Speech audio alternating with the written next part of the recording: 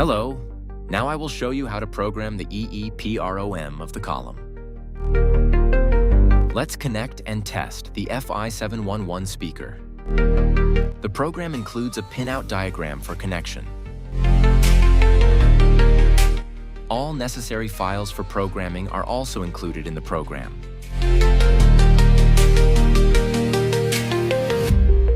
We read the identification and see that the program cannot retrieve the correct data.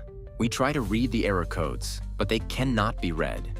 To fix this, we need to program the EEPROM in the Special Functions tab. First, we check the control unit type. We only have two options. The second option doesn't work for us.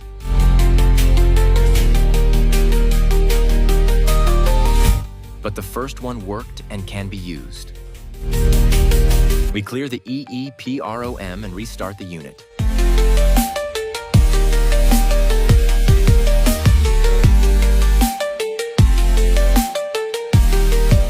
After that, we program the new file into the EEPROM memory.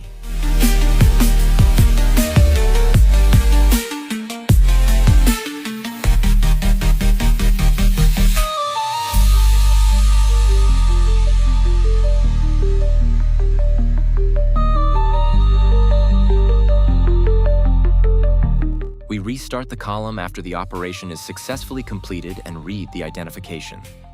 Now the VIN number is read correctly, and the column should work.